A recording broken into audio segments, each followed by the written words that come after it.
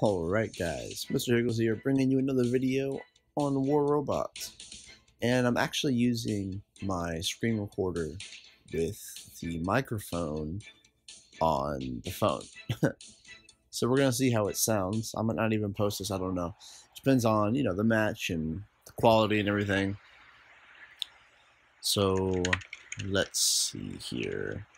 What do we want to start out in? Probably my Lancelot with the punishes. And as you see, yeah, I've changed my hanger around again.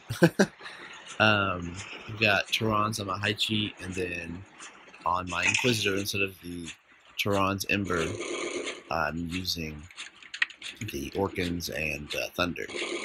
And my Thunder's only level 9, actually, but I'm doing different builds and trying different things with it, seeing what kind of works best. I know the popular opinion is Ember's Tehran, but we'll see. I like to find things out for myself and see what I prefer, how I prefer to run it. So,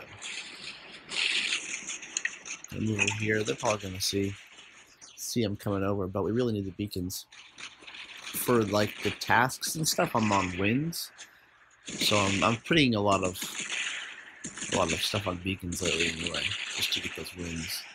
So nice right here. There's no reason to go any further than this. You can sit back and avoid a lot of the splash damage and keep the beacon anyway.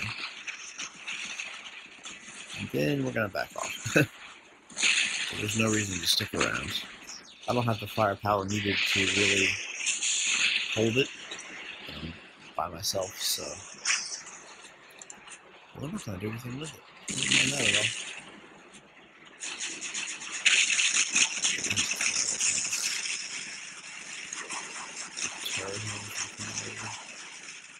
He's in a fusion. Is it a Columbus fusion? I really hope it is, because if it is, that'll be really easy to take out, actually. I'm just gonna hop back over here. I bet you if he's on beacons and letting me take this, that would be really funny. I don't know why I didn't pop his shield out.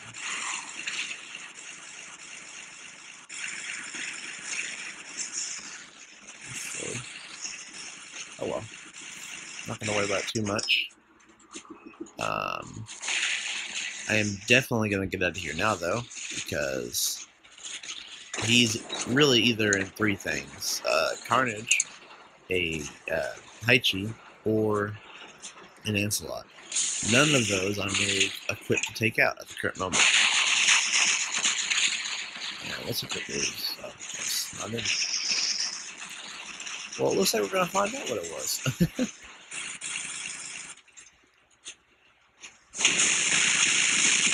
Lancelot, look at that.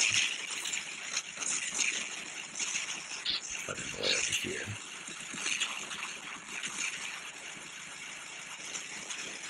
Yeah, it would help if I could keep my cursor on. Well, that'd be nice. Okay, so if I can get my weapons to reload and get inside the shield, which he's still walking up to me.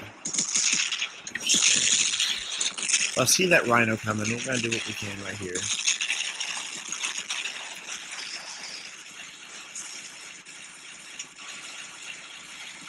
Really confused. I can't remember why they're being weird. They're just being weird. Yeah, like that was weird. I don't really know what the rhino guy was doing, or the Lancelot guy. Like, I don't understand. But I'll take it. I'm not gonna complain about it, because anyway, it's easier for me to get wins. I'll take it.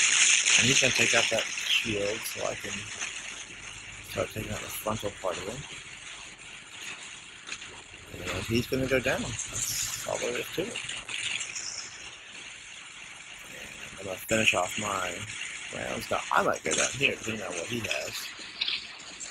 That's a weak shield. So I can avoid some of that. My one gun! Yeah, I'm just gonna stay in this spot for as long as possible. Alright, guys. So, I'm having to record this post video, basically because when I was recording this match, like I said earlier, the audio I was doing at the same time as my phone when I was doing the screen recording. And basically, what happens when you're doing that, and it's one of the reasons why I almost always record on the computer, and one of the reasons why I was hesitant to do it in the first place. And I tried it this one time, but basically, what happens is it records your game audio along with your voice audio at the same time. So I was not able to separate the two because they're like linked together. And basically, as soon as I died and I hopped into my Haichi here, it basically got all garbled up and everything, and everything was loud and you couldn't hear me at all. It was terrible. It was awful. It was terrible. And then I went down. But so I'm recording it post game, obviously. But I loved this match. I thought it was a really fun match, and I thought it was a really, really good round with my Inquisitor. And basically, the Inquisitor really has, I think, 3 solid builds. This is one of them, and I'm gonna do a video. I'm gonna do a 3-part series. Basically, the builds to run on an Inquisitor, how to fight the Inquisitor, and how to use the Inquisitor effectively, because I don't see a lot of people using it well. And so I'd like to do a video series on that, and that will be coming very, very shortly. Basically, what I'm trying to do here is just try and peck off a lot of them, or get rid of a lot of them fairly easily. The problem is you can't always rely on his thing, because he takes so long to regenerate that stealth ability. So we were able to take down those two, which really worked out, and it's one of the reasons why I really like this build, because the Thunder Orkin combo is really, really, really powerful, and can do a lot for you if you're really close. The Thunder doesn't do that much damage at 300 meters, but once you start getting into that 250, 100 meter range, that's when it starts to be monstrous. And mine's only level 9. Like, I don't really use Thunders that much, so it's only level 9, but it's still really effective. And in this scenario, normally I wouldn't recommend doing this, but I'm using my stealth ability to cap this beacon right now, knowing that I'm going to go down, but we're really low on beacons, and so I was willing to sacrifice that bot to try and get that beacon. So I'm hopping into my Orkin Griffin here, and still one of my absolute favorite builds. And it's just really unfortunate that the Griffin's, like, you know, moment is kind of over for now, and that's, you know, kind of to be expected. You're gonna have, you know, points in every game where some weapons are gonna be better than others, and some are gonna get better, and some are gonna get not worse, but they're gonna become worse because others got better. And the Griffin's time is in my opinion definitely coming to a close.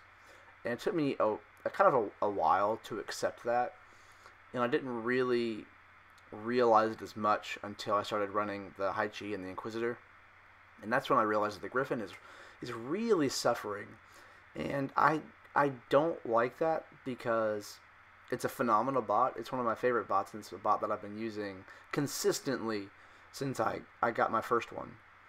And I really kind of think that it would be really useful if it was a little bit more fast, like a little faster, a little bit more fast, a little faster, and its jump reduction was lessened a little bit.